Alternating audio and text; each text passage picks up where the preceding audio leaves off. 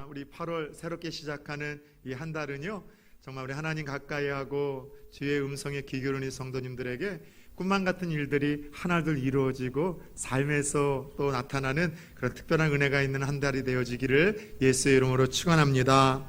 19대 예수 만나고 할머니의 서원을 따라 제 스스로 자원하여 목회의 길을 가기로 결단을 했습니다.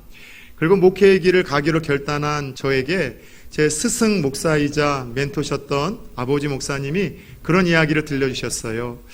목회자는 항상 세 가지를 준비해야만 한다.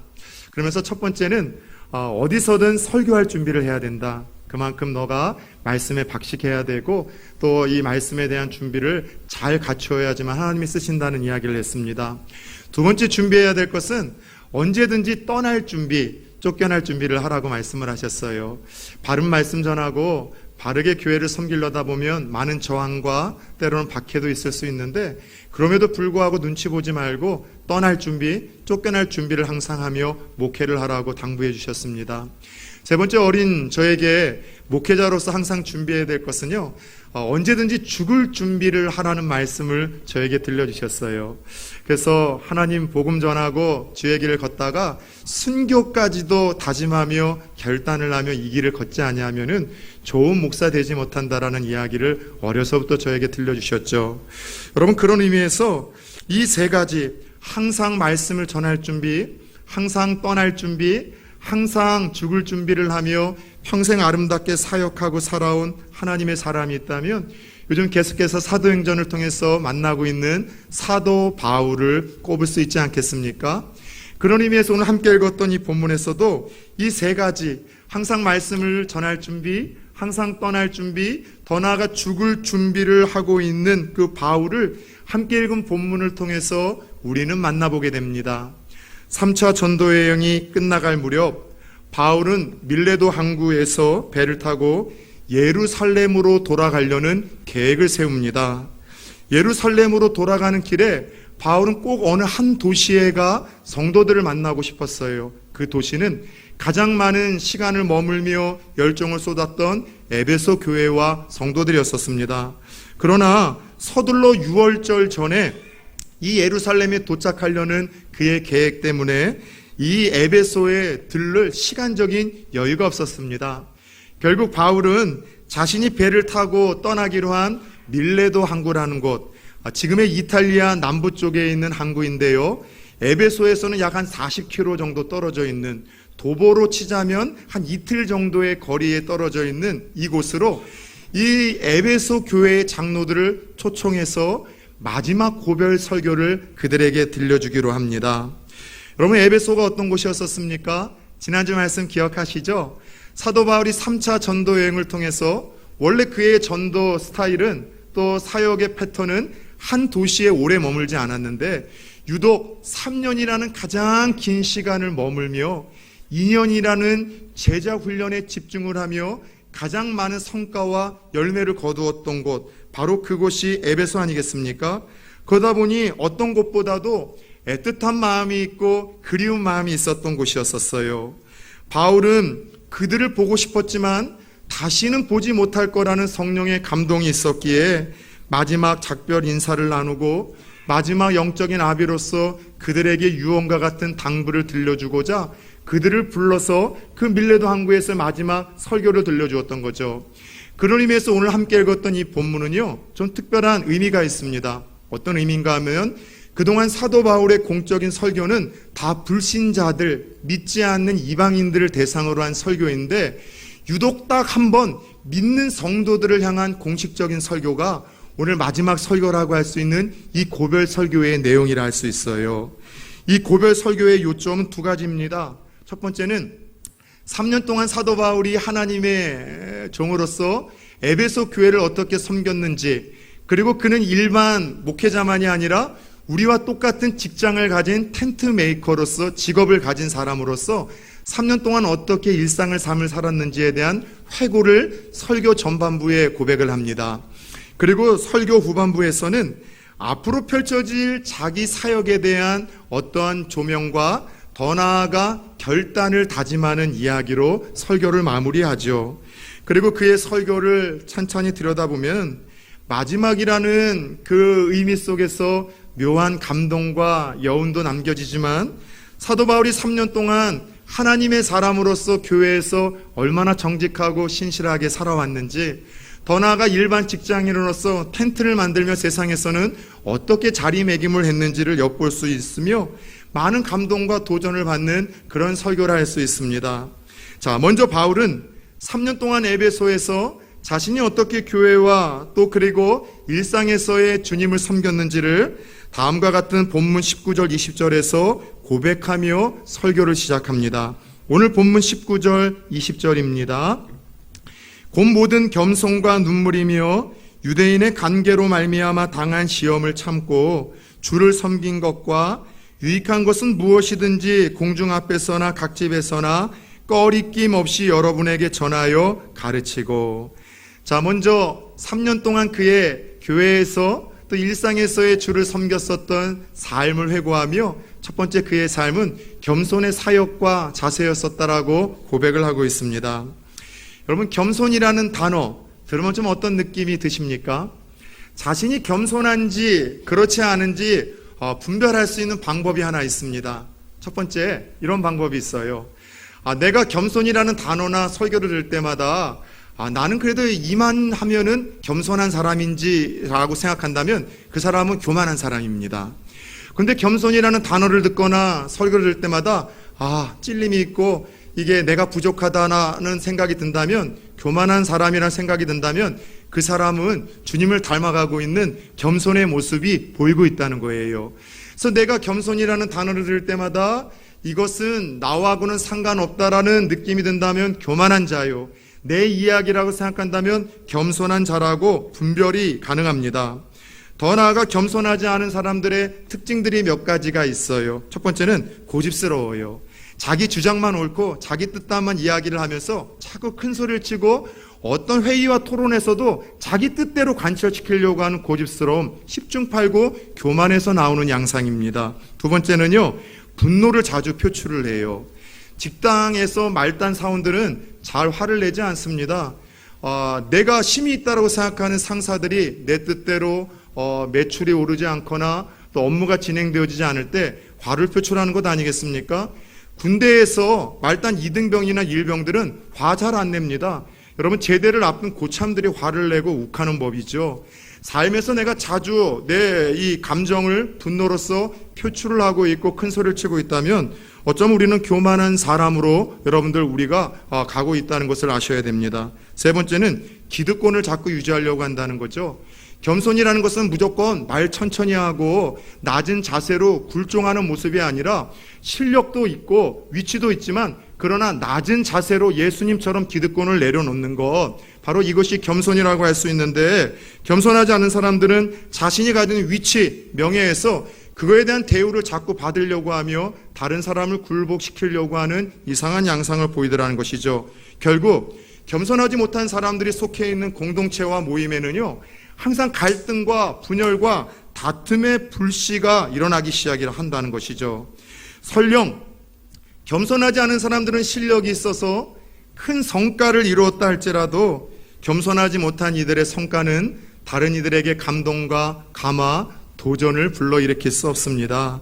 그래서 성경에서 하나님 무엇보다도 교만은 넘어짐의 앞잡이요, 쉽게 말하면 교만의 양상이 있으면 곧 망할 징조라는 거예요. 그러나 무엇보다도 우리에게 겸손이 중요한데, 겸손은 어떻게 가질 수가 있겠냐는 것이죠. 잘 들으셔야 돼요. 겸손은요, 첫 번째, 하나님의 눈으로 우리 자신을 보고 평가할 때 그때 하나님이 주시는 선물, 그 심령의 자세와 태도가 겸손이라고 할 수 있어요.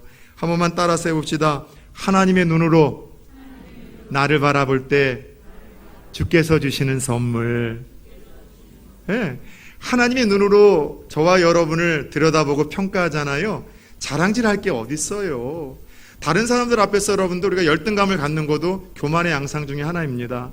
하나님의 눈으로 우리 자신을 보게 되면은요, 남들보다 우리가 더 가졌어도, 더 많이 배웠어도, 더 충성하는 것 같았어도 그저 하나님 앞에 의롭다 칭함받은 죄인일 뿐이고, 남들보다 더 빨리 은혜를 입은 죄인이고, 남들보다 더 빨리 사랑을 입은 죄인일 뿐, 하나님의 눈으로 우리 자신을 보면 우리가 함부로 무시하고 없인 여기는 다른 사람들보다 별반 다를 바 없다는 것. 그래서 겸손이라는 것은 늘 다른 사람들과 비교하며 나 자신을 바라보는 것이 아니라 다른 사람들의 신앙 상태를 바라보며 나의 섬김과 믿음의 상태를 보는 것이 아니라 하나님의 눈으로 나를 바라보기 시작할 때 하나님이 주시는 그 영적인 선물과 마음의 자세가 겸손이라 할 수 있어요. 사랑하는 성도님들, 다른 사람들과 비교하며 나 자신을 바라보는 것이 아니라 하나님의 눈으로 우리 자신을 날마다 평가하고 들여다볼 수 있는 진정한 영안이 열릴 수 있기를 예수의 이름으로 축원합니다. 더 나아가 겸손이라는 것은 내게 주신 모든 것이 하나님으로부터 왔음을 고백하며 인정할 때 하나님이 주시는 심령의 상태, 선물, 이게 바로 겸손이에요. 생각해 봅시다. 내가 가진 모든 것을 주님이 주셨는데 뭘 가지고서 내가 주를 섬겼다고 자랑을 할 수 있겠습니까? 내가 가지고 있는 모든 것이 하나님으로부터 왔는데 뭘 가지고서 다른 사람들을 무시하고 없인 여길 수 있겠냐는 것이죠. 그래서 어거스틴이라는 유명한 하나님의 사람은요, 성도가 갖추어야 될 참된 신앙의 덕목에 대해서 제자들이 물었을 때 이와 같이 대답했다고 합니다. 성도가 갖춰야 될 참된 신학의 덕목은 첫째도 겸손이요, 둘째도 겸손이요, 셋째도 겸손입니다. 한 번만 따라서 합시다. 첫째도 겸손이요, 둘째도 겸손이요, 셋째도 겸손입니다. 그래요. 겸손이란 하나님의 눈으로 나를 바라보고 평가할 때 내게 주어진 모든 것이 하나님으로부터 왔음을 고백하며 인정할 때 하나님으로부터 부여받는 선물이라 할 수 있는데, 사도 바울은 3년의 삶 속에서 교회를 섬기고 자신의 일상에서 주어진 그 일들을 섬길 때 이 겸손의 삶으로 일관했다라고 그렇게 당당히 고백을 하고 있습니다. 두 번째, 3년의 그의 사역과 일상은 눈물로 섬겼었던 시간이었다라고 고백을 하고 있습니다. 여러분, 사도 바울을 우리가 조금 항상 이 사도행전을 통해서 멋진 모습, 승리하는 모습, 믿음의 모습을 보니까 좋게 평가를 하지만 좀 냉철한 자리에서 이 사람을 보면은요, 조금 정이 없는 사람이에요. 조금 차가운 사람입니다. 쌀쌀 맞은 사람이에요. 맺고 끊음이 분명해서 자기 마음에 들지 않으면은 완벽하게 등을 돌려서 두 번 다시 교제하지 않을 만큼 그렇게 여러분 깐깐한 사람이 사도 바울입니다. 그럼에도 불구하고 그 차갑고 날카로웠던 사도 바울은 평생에 걸쳐서 눈물로 섬겼었다라고 고백을 합니다. 차가움, 쌀쌀함, 날카로움과 눈물은 어울리지 않잖아요. 그래서 사도 바울이 정말 눈물을 흘렸는가? 성경을 한번 제가 들여다보니 한 4번 정도 사도 바울이 눈물을 흘리며 울었던 고백이 있더군요. 첫 번째는 불신자들을 바라보며 안타까운 마음으로 울며 복음을 전하고 사역했었던 그의 이야기가 기록되어 있습니다. 두 번째는 교회에서 문제를 자주 일으키는 중직자들을 바라보며 교회에서 문제를 일으키는 중직자들 때문에 사도 바울이 울며 편지를 쓴 적이 있었고요. 세 번째는 예수를 믿었다가 물질의 유혹 때문에 신앙을 잃어버린, 복음을 잃어버린 배도한 이들 때문에 안타까워서 울었던 장면이 있고요. 끝으로는 믿지 않는 자기의 가족들, 친척들을 바라보며 애끓는 마음으로 울며 기도하던 사도 바울의 모습을 찾아볼 수가 있었습니다. 여러분들, 사도 바울이 차갑고 날카로운 사람이었음에도 불구하고 이런 이들을 바라보며 울었던 이유가 무엇이겠습니까? 다른 것 아니에요. 하나님의 은혜가 그 심령에 머물러 있었기 때문이에요. 사랑하는 마음이 그 속에 있었기 때문입니다. 여러분, 그렇죠? 자녀를 낳고서 키우며 울어보지 않은 부모가 있겠습니까? 자녀를 낳고 키우며 한 번도 울어보지 않은 부모가 세상에 어디 있어요? 자녀가 아플 때 그 아픔이 내 아픔이었으면 좋겠고, 자녀가 실패했을 때 그 실품이 내 실품이었으면, 또 내 실패였으면 좋겠다라는 마음으로 우리 부모들은 웁니다. 왜요? 자녀를 향한 사랑의 마음이 있기 때문이에요.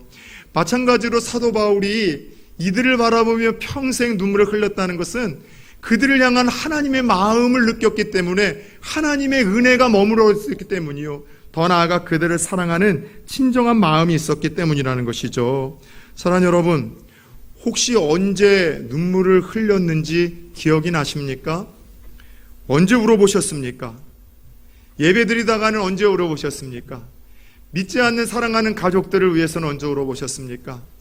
젊은 날 함께 울며 웃으며 신앙생활을 하다가 지금은 내 주위에 떠나서 신앙을 잃어버린 복음을 떠난 이들을 바라보며 혹 여러분 마음으로라도 울어본 적이 있으십니까? 혹시 최근에 내가 울어봤다면 그 눈물의 의미는 무엇입니까? 하나님의 마음이 느껴지는 눈물이었었습니까? 그 영혼을 사랑하는 마음에서 흘리는 눈물이었었습니까? 무엇보다도 예배와 찬양과 기도와 말씀을 듣는 가운데 하나님을 향한 그 은혜의 눈물, 그 은혜의 눈물이 메마른 우리 눈에서 회복되어질 수 있기를 축원합니다. 믿지 않는 가족들이 있습니까? 친척들이 있습니까? 함께 여러분들 울고 웃으며 아름다운 신앙의 추억을 나누었지만 뒤돌아보니 지금 내 곁에 없고 세상으로 나가 있는 사랑하는 동역자, 친구, 선후배가 있습니까? 그들을 향한 눈물이 다시 회복되어질 수 있기를 예수 그리스도의 이름으로 축원합니다. 세 번째, 바울은 3년이라는 그 교회와 일상의 섬김에서 인내의 자세로 자신이 달려왔다라고 고백을 합니다. 바울이 예수를 믿고 따르기로 한 날부터 그에게 찾아온 것은 유대인들의 관계로 인한 쉼 없는 시험과 고난과 핍박이었다고 고백을 합니다. 우리의 정신을 번쩍 들게 하는 간증 아니겠습니까? 왜요? 우리는 적어도 예수 믿으면 이전보다는 더 잘 될 거라는 기대감을 갖고 믿기 시작하잖아요. 이전보다는 더 평안할 것 같고, 이전보다는 더 부유해질 것 같고, 이전보다는 더 평안해질 것 같고, 이전보다는 더 축복을 받을 것 같다는 기대감을 가지고서 때로는 지푸라기라도 잡는 심정으로 하나님 앞에 나오신 분들이 많지 않습니까? 그런데 적어도 1세기에 사도 바울 당시에 성도들에게 있어서 예수를 믿는다는 것은 곧 고난이 시작되는 거예요. 핍박이 시작되는 거예요. 오늘 사도 바울도 고백을 하고 있습니다. 예수를 믿고 따르기로 한 날부터 쉼 없는 시험과 고난과 핍박이 그를 찾아왔다는 거예요. 사도 바울과 같은 믿음의 대가도 예수를 믿기 시작하면서 따라왔던 고난과 핍박과 불이익 속에서 할 수 있는 것은 다른 것이 없었습니다. 그저 참고 견디는 것뿐이었었어요. 견뎌내는 것이었었어요. 믿음을 가지고 하루하루 살아내고 버텨내는 것이었었죠. 하나님의 일은 한마디로 인내의 사역이라는 것을 사도 바울을 통해서 우리들에게 들려주고 있습니다. 여러분들, 하나님의 일뿐이겠습니까? 세상의 일도요, 여러분 모든 이들은 대부분 참는 것으로부터 시작이 되고 진행이 되어지고 온전한 열매가 맺혀지는 것 아니겠습니까? 하나님의 일도 마찬가지이고 세상의 일도 마찬가지이지만 뒤돌아보면은 참지 못하고 인내하지 못해서 보았었던 낭패가 얼마나 많았습니까? 참지 못하고 인내하지 못해서 화냈다가 하지 말아야 될 말했다가 행동하고 선택하고 결정했다가 얼마나 많은 후회가 우리의 삶에 여러분들 쫓아오고 있냐라고 여쭤보고 싶어요.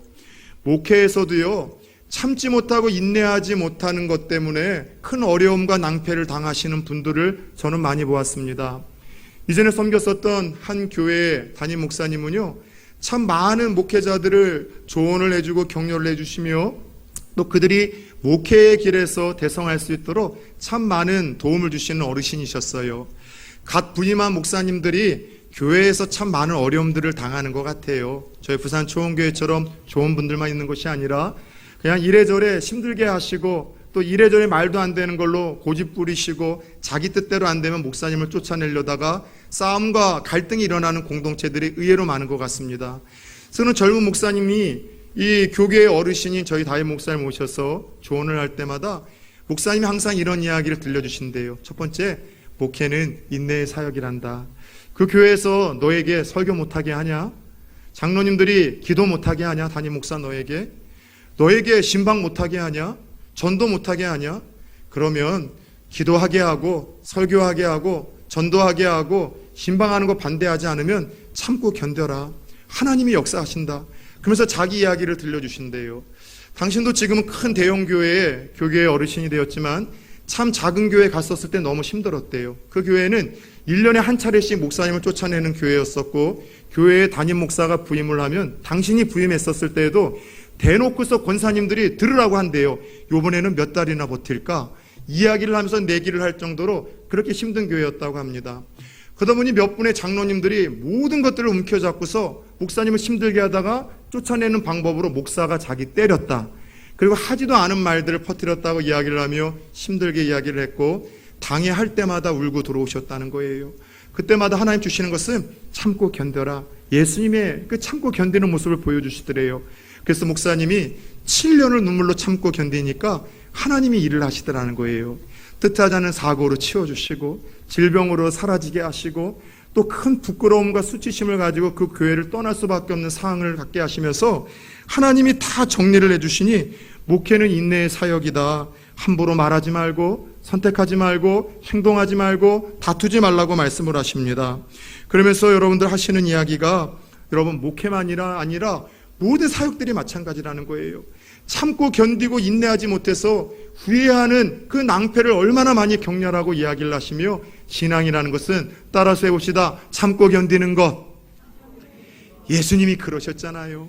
이 땅에서 그 불편함을 다 참고 견디셨고 십자가에 달려 돌아가시는 그 시간까지도 네가 하나님의 이 아들이라면 지금이라도 내려와서 우리를 구원하고 그 증거를 보이라고 이야기했을 때에도 오히려 끝까지 침뱉고 모욕을 할 때에도 오히려 주님은 참으시며 그들을 축복하시며 여러분 신앙과 사역의 승리를 이뤄내지 않으셨습니까? 사랑하는 성도님들 한 번만 따라서 해봅시다. 주여 인내를 주옵소서. 저와 여러분들의 기도 제목이 되길 축원합니다. 근데 이 기도 드릴 때 즉시로 주시옵소서 이러면 또 문제가 되는 거예요. 주님 남편과의 다툼 속에서 확 도장 찍고 갈라쓰고 싶은데 인내를 주옵소서. 주님 아내와의 갈등 속에서 하나님 확 극단적으로 내가 말하고 내뱉고 선택하고 싶은데 인내를 주옵소서.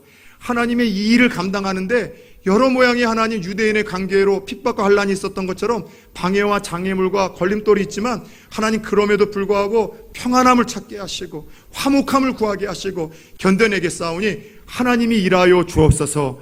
저와 여러분들의 기도 제목이 되길 축원합니다. 끝으로 바울은 3년 동안 에베소에서의 사역과 그 일상이 정도의 길을 걸었던 시간들이었다고 고백을 하고 있습니다. 정도라는 게 뭐예요? 주어진 직분과 신분과 위치에 맞게 걸어야 될 바른 길을 정도라고 이야기를 합니다. 저는 사도 바울의 말씀을 통해서 제일 찔리는 부분 중에 하나가 이 정도의 길을 걸었다는 그의 고백이에요. 이 말은 목회자는 사람의 시선을 의식하지 않고 하나님의 뜻이라면 꺼리낌 없이 사도 바울이 그랬던 것처럼 유익한 것을 나누고 또 선포하고 또 전해야 될 책임과 의무가 있다는 것이죠. 근데 목회자에게 가장 힘든 일 중에 하나가 사람 눈치 보지 않고 하나님 눈치 보며 꺼리낌 없이 말씀 전하는 일이 점점 더 힘들어지고 있어요. 젊은 날 부교육자 대형교회에선 그러지 않았습니다. 왜냐하면 누군가를 제가 의식할 필요도 없고 제 설교 하나하나의 반응이 저한테는 들리지를 않아요. 그래서 때로는 또 시험이 들어서 한 사람이 나가더라도 뭐 더 많은 사람들이 은혜를 받고 오니까 문제가 될 게 없습니다. 그런데 손에 잡힐 만한 공동체 안에서는 그 설교나 또 목회자의 말 한마디에 다 반응, 리액션이 들려오거든요. 바른 말씀, 때로는 엄하게, 솔직하게, 유익하기에 하나님의 말씀을 들어야 하기에 전했는데 오해와 곡개를 합니다. 상처받았다는 이야기가 들려오거든요. 더 나아가 시험에 들었다고 교회 떠나겠다라는 협박성의 발언이 들려올 때도 있습니다. 그게 안 되면은 가족들과 더불어 불편한 기색으로 목사를 거부하고 대적을 하기도 합니다. 그러다 보니 꺼리낌 없이 목사로서 바른 말씀을 전하고 유익한 것을 가르치는 정도의 길을 걷는다는 것은 죄송하지만 이것이 참 쉽지 않고 어려운 일이라는 생각을 목회를 하면 할수록 갖게 됩니다. 그런데 바울은 마지막 때 당당한 이유가 바로 그 정도를 걸었기 때문이라는 거예요. 무엇이든지 유익하다고 생각한 것은 꺼리낌 없이 하나님이 주신 그의 직분과 신분과 역할에 따라 가르쳤고, 그래서 꺼리낌 없이 예수 복음을 선포했고, 꺼리낌 없이 예수 복음을 듣고 살아가는 사람들이 어떻게 살아가야 되는지에 대한 믿음의 도를 가르쳤다라고 고백을 합니다. 사람의 시선, 평가 연연하지 않고 하나님만을 바라보며 정도를 걸었다고 고백을 하고 있어요. 선택의 갈림길에 선 분들에게 제가 자주 들려주는 이야기가 있습니다. 그들이 정도가 무엇인지를 알아요. 바른 길이 무엇인지는 알지만 그 길을 선택하고 결정하고 따를 때 만만치 않은 그 여러분들 공격, 만만치 않은 핍박과 불이익 때문에 주저할 때마다 제가 들려주는 이야기는 정도를 걸으면 끝이 좋다는 이야기입니다. 지난 수요일 박은청 전도사님 설교를 통해서 들으신 분들이 있죠. 저도 몰랐었어요. 박은청 전도사님이 저희 교회에 와서 다시 신학을 해야 될지 목회자의 길을 걸어가야 될지 아니면은 그냥 일반인의 평신도의 삶을 살아야 될지 고민을 하며 저희 교회에 찾아와서 저와 그 상담을 했을 때 제가 들려준 얘기가 그거 하나였는데 지금 박은청 목사님의 전사님에게 그게 오랫동안 가슴에 남았던 것 같아요. 전사님, 정도를 걸으면 끝이 좋습니다. 하나님이 책임져 주시고 하나님 보상해 주십니다. 보니 그 말씀에서 하나님의 음성을 듣고서 다시 신학의 문을 두드렸고 뒤늦게 시작한 다시 도전이지만 합동 측의 총신신대원에 붙어서 지금 같이 사역하고 있다라는 고백을 이번 주 수요일 날 또 지난 설교 들으시고 많은 분들이 더 나와주셨는데 같이 나눴던 기억을 여러분 알고 계실 겁니다. 여러분 그래요. 혹시 우리 가운데에도 어떤 선택의 갈림길에서 고민하시는 분들이 있습니까? 정도를 걸으십시오. 하나님이 이미 여러분들에게 알려주신 그 바른 길, 성도로서 크리스찬으로서 직분자로서 여러분이 선택해야 될 그 길을 걸으십시오. 그럴 때 끝이 좋습니다. 하나님이 책임지시고 보상을 하셨다라는 그 고백을 지금 사도 바울을 통해서도 우리들에게도 들려주고 있어요. 이처럼 사도 바울의 고백 설교는 먼저 3년 동안 그가 어떻게 교회를 섬겼고 일상의 삶을 살아왔는지에 대한 그 회고의 삶으로 그의 설교가 시작이 되고 있습니다. 중요한 것은 그거겠죠. 우리도 사도 바울처럼 언젠가는 내가 살아온 시간들을 뒤돌아보고 나누어야 될 때가 오지 않겠습니까? 이 세상을 떠날 때이든 직장을 그만두어야 할 때이든 혹은 내가 머문 자리에서 하나님 만나게 하신 이들과의 만남을 매듭지어야 할 때이든 언젠가는 떠나고 내가 살아온 시간들을 돌이켜볼 때가 찾아옵니다. 그때 저와 여러분들의 삶을 지켜본 이들에게 어떤 고백을 하실 수 있겠습니까? 오늘 사도 바울처럼 내 삶은 겸손의 삶이었다고, 내 삶과 교회에서의 내 사역은 눈물의 사역이었었다고, 오래 참는 인내의 사역이었었고, 뻔히 보이는 두려움과 불이익에 있었음에도 불구하고 성도로서 정도를 걸었다라는 부끄럽지 않은 고백을 할 수 있을까요? 바라기는 우리가 사랑하는 이들과의 우리의 삶을 결산하고 떠나는 날 내 삶을 지켜본 이들에게 사도 바울과 같이 부끄럽지 않은 간증으로 감화 감동을 선사할 수 있는 인생들이 되어질 수 있기를 예수 이름으로 축원합니다. 계속해서 바울은 앞으로 자신에게 닥칠 사항들을 선지자적인 예언으로 그리고 그럼에도 불구하고 결심으로 그의 설교를 이어갑니다. 본문 23절 24절입니다. 오직 성령이 각성해서 내게 증언하여 결박과 환난이 나를 기다린다 하시나 내가 달려갈 길과 주 예수께 받은 사명 곧 하나님의 복음을 증언하는 일을 마치려 하면은 나의 생명조차 조금도 귀한 것으로 여기지 아니하노라. 성경을 요즘에 가만히 들여다보면서 제가 좀 느끼는 좀 이상한 마음이 하나 있어요. 어떤 마음인가 하면 성경에 기록되어 있는 믿음의 사람들이 우리들의 눈으로 볼 때는 다 위대해 보이고 존경스러워 보이는데 믿음을 좀 싹 빼고서 세상 사람들의 눈으로 보면 다 정상적이지 않은 사람들처럼 보여요. 상식적이지도 않고 조금 심한 말로 하면 조금 맛이 간 사람들 같아 보여요. 모든 사람들이 존경하는 믿음의 조상 아브람, 그가 정상적이었다면, 상식적이었던 사람이라면, 미치지 않았다면 평생 일궈온 삶의 터전, 가족들을, 고향을 버리고 그 위험한 시대에 여러분들 어디로 갈 줄도 모르고 떠나라는 말씀 하나 붙들고 고향을 떠날 수 있었겠습니까? 정상적이지 않은 거죠. 상식적이지 않은 거죠. 미친 거죠. 여러분 정상적이고 상식적이었다면 네 아들 독자를 달라는 하나님 말씀 속에 여러분 순종할 수 있는 배포가 있었겠습니까? 이거 조금 맛이 간 거예요. 여러분들 모세는 어떻습니까? 왕자로서 누릴 수 있는 부와 명예와 권력을 여러분 자신과 조금도 상관없었던 민족과 동족의 해방을 위해서 다 거부하고 포기했다라고 히브리서는 그렇게 기록하고 있습니다. 여러분 자신의 노예 민족을 위해서 왕자로서의 부와 권력과 명예와 성공을 포기했다는 거, 이거 정상적이라면 가능하겠습니까? 상식적입니까? 미친 거죠. 다윗은 어떻습니까? 정상적이고 상식적이고 합리적인 사람이었다면 왜소한 소년의 몸을 가지고 그 혁력한 공을 세운 거인 골리앗 장군 앞에 그가 설 수 있었겠습니까? 미친 거예요. 여러분들, 예수님의 12제자도 마찬가지죠. 사도 바울도 보세요. 정상적 아니에요. 그동안 사도 바울을 너무 아름다운 눈으로만 봐서 그렇지만 이 사람 무언가 상식적이지 않아요. 합리적이지 않아요. 무언가 맛이 간 사람 같아요. 왜요? 지금 자신의 앞에 뭐가 기다리고 있대요? 예루살렘에 가면은 축복과 박수갈채와 사람들의 환호성이 아니라 핍박이 기다리고 있대요. 결박이 기다리고 있대요. 한두 번이 아니라 머무는 성마다 하나님의 사람들을 통해서 하나님이 동일하게 들려주신 그의 앞날에 대한 예고를 하고 있습니다. 심지어 생명의 위협이 있대요. 예루살렘 가면 당신 결박당합니다. 잡힙니다. 거기서 죽을지도 모릅니다. 그런데 뭐라고 반응을 해요? 상식적이라면 조금 위의 도로로 가지 않겠습니까? 지금은 아니다. 그런데 바울은요, 예수님처럼 예루살렘에서 죽는 게 꿈이래요. 예루살렘에 결박과 환란이 있고 심지어 죽는다 할지라도 예수님처럼 복음 전하다가 죽겠다고 고백하고 있습니다. 그것이 지금까지 자신이 살아온 단 하나의 이유, 앞으로 살아갈 단 하나의 이유, 자신의 사명이라고 이야기를 합니다. 여러분에게는 사명이 있습니까? 단 하나의 살아야 될 이유, 앞으로 살아야 될 이유, 사명이 있습니까? 사명이 뭐예요? 이것 하나 붙들고 살다가 죽어도 후회 없다라고 내가 생각하는 그 확실한 것이 사명이에요. 여러분, 이거 붙들고 살다도, 이거 붙들고 살다 죽어도 여한이 없다고 생각하는 것, 이거 붙들고 살다가 그렇게 죽었으면 좋겠다라는 그 사명이 여러분에게는 있습니까? 죄송하지만 사람들은 저마다 정상적이고 상식적이고 싶어 하지만 저마다 다 미쳐 있어요.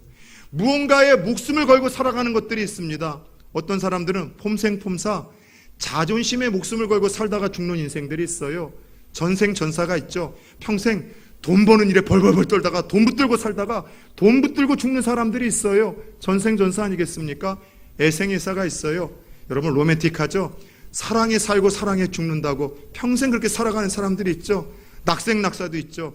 즐기고 편안한 것이 평생 인생의 좌우명으로 살아가는 사람들이 더러도 있습니다. 그러나 바울은요, 미쳤어요. 주생주사예요. 주를 위해서 죽고 주를 위해서 살고 살아도 죽어도 주를 위해서 복음을 위해서 살고 죽겠다라고 고백을 하는 상식적이지 않은 삶을 살아왔습니다. 주를 위해서 살고 주를 위해서 죽는 삶, 복음을 위해서 살고 복음 전하다가 죽는 것을 위해서 자신의 목숨을 앞으로도 걸겠다라고 고백하고 있어요. 그러기에 예루살렘 가면은 결박 있고 환란 있고 당신 죽는다고 해도 목숨 걸고 가겠다는 고백을 하고 있어요. 사랑하는 여러분, 감히 묻고 싶습니다. 만약 저와 여러분들에게 하나님이 죽을 수 있는 방법과 날짜를 허락해 주신다면 형 무엇 붙들고 무엇 하시다가 언제 하나님 앞에 여러분들 서고 싶으십니까? 하나님이 내 죽음을 선택할 수 있는 그런 은혜를 주신다면 잠시 잠깐 스쳐갈 이 세상에서, 영원하지 않은 이 세상에서 무엇 하다가 떠나고 싶습니까? 무엇 붙들고 성도라는 이름 속에서 전전긍긍하다가 하나님 앞에 서고 싶습니까? 요즘 저와 여러분들 이 모습 그대로 자나깨나 내가 정정긍긍하고 살고 죽기 위해서 아둥바둥한 붙들고 있는 그거 붙들고 하나님 앞에 서도 후회 없겠습니까? 부끄럽지 않겠습니까? 당당할 수 있겠습니까? 예수 믿는 그리스도인들이 두려워해야 될 것은요, 세상 사람들처럼 무시당하는 것, 가난한 집에서 사는 것, 고난당하는 것이 아니라 평범한 죽음이에요. 세상 사람들과 똑같은 거 붙들고 아웅다웅하다가 죽는 평범한 죽음을 예수 믿는 사람들이라면 좀 두려워하지 않아야 될까요?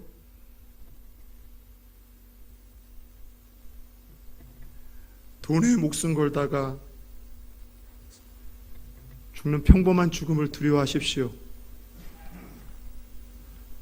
적어도 예수 믿고 하나님의 사람들이라고 고백한다면 성공에 목숨 걸다가 하나님 앞에 서게 되는 그 평범한 죽음을 가장 두려워하십시오.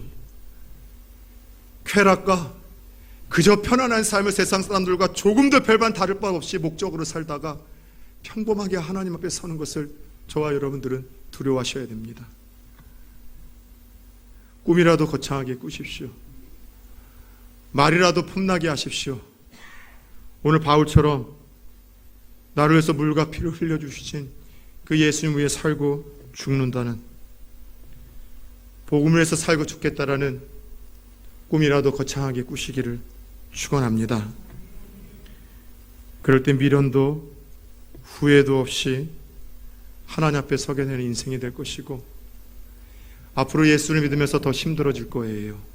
어려워질 거예요. 예수 믿는다는 것 때문에 더 고난과 핍박이 있겠지만, 그러나 그때에도 이 믿음 가지고 살아갈 때 세상을 감당 못하는 성도가 아니라 바울처럼, 신앙의 선조들처럼 세상이 감당할 수 없는 성도의 삶을 살아나게 될 줄 믿습니다. 요즘 찬송가도 아닌데 제가 들을 때마다 은혜가 돼서 계속해서 흥얼흥얼대고 자주 듣는 노래가 있습니다. 이 가사 한번 들려드릴 테니 혹시 아는 분들 추적해 보세요. 어떤 곡인가? 큰 소리로 울면서 이 세상에 태어나 가진 것은 없어도 비굴하진 않았다. 때론 사랑에 빠져 비틀댄 적 있지만 입술 한번 깨물고 사내답게 웃었다. 긴가민가 하면서 조마조마하면서 설마 하면서 부대끼며 살아온 이 세상, 우리의 삶을 참 잘 표현했어요. 늘 설마 조마 긴가민가 하면서 살아오는 것이 우리의 생애인데, 이 생에 이 세상을 믿었다. 나는 나를 믿었다. 추억 묻은 친구야, 물론 너도 믿었다. 저는 끝에 이 마지막 이 가사가 참 마음에 와닿아요. 미련 같은 건 없다. 후회 역시도 없다. 사내답게 살다가 사내답게 갈 거다. 사내답게 갈 거다. 나훈아 씨가 부른 사내라라는 곡입니다. 그가 예수를 믿은 사람인지 아닌지 모르겠지만 미련 같은 것, 후회 같은 것 없이 믿음 하나 가지고 대장부의 길을 꿋꿋이 걷겠다는 그의 노랫말이 자꾸 저에게 울려서 이렇게 고백하게 만들어요.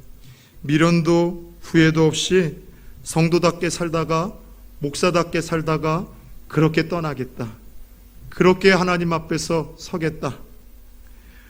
오늘 사도 바울은 이 고별 설교를 통해서 동일한 이야기를 에베소 장로들에게 들려줍니다. 지금까지 내 사역은 섬김, 겸손, 인내, 눈물 정도의 삶이기에 미련도 후회도 없고요.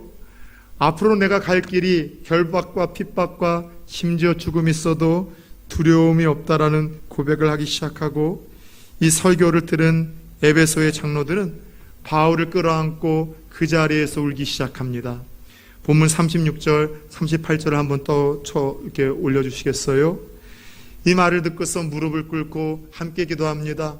크게 울며 바울의 목을 안고 입을 맞추며 서로 전송을 해요. 아마도 바울의 고백처럼 그의 겸손과 눈물과 인내와 섬김이 주마등처럼 지내가며 고마웠던 마음, 다시 사도 바울을 볼 수 없다라는 그것을 직감했기 때문에 취한 행동인 것 같습니다. 저는 이 말씀 36절에서 38절 보며 그런 소박한 꿈을 꿨어요. 하나님, 부산 초원교회를 떠나는 날 이런 일이 있게 하여 주옵소서. 초원교회 떠나는 날 이런 모습을 아름다운 기억과 아쉬움 주며 떠나는 모습을 꿈꾸겠습니다. 우리 성도님들도 여러분이 각자가 머문 자리와 주어진 만남에서 떠나는 날 이런 모습으로 남아있는 사람들과의 아름다운 여러분 작별 인사를 나눌 수 있기를 축원합니다. 그러기 위해서 여러분 각자가 머문 자리, 그것이 직장이든 교회에서의 사역이든 겸손으로 나가십시오. 눈물로 섬기십시오. 인내와 예수님께서 걸어가셨던 그 정도의 길을 걸어가십시오. 그래야 후회가 없고 아쉬움이 없고 살아온 생애에 대하여 많은 이들에게 감화, 감동을 줄 수 있을 겁니다. 더 나아가 여러분의 사명을 잊지 마세요. 여러분 주업과 본업 그리고 부업을 헷갈려서는 안 된다고 했죠. 저와 여러분들은 다 동일한 주를 위해서 살고 죽어야 되는, 복음을 위해서 살고 죽어야 되는, 하나님의 영광을 위해서 살고 죽어야 되는, 자나깨나 주의 복음을 전해서 하나님의 나라를 확장하는 일을 위해서 살고 죽어야 되는 사명이 있습니다. 여러분들의 그 직업, 그거는 부업이에요. 그 일을 통해서 그와 같이 하나님 영광 돌리고 하나님 나라 확장하고 복음의 사역을 감당하라고. 저와 여러분들의 주업과 본업은 선교사입니다. 학생들이십니까? 캠퍼스 선교사로 하나님이 부르셨어요. 직장인입니까? 직장 선교사로 하나님이 부르셨습니다. 가정주부입니까? 믿지 않는 가족들 하나님께 이끌라는 가정의 선교사로 부르셨다는 여러분의 주업과 본업, 사명을 잊지 마십시오. 세 종류의 얼굴이 있다고 말씀드렸죠.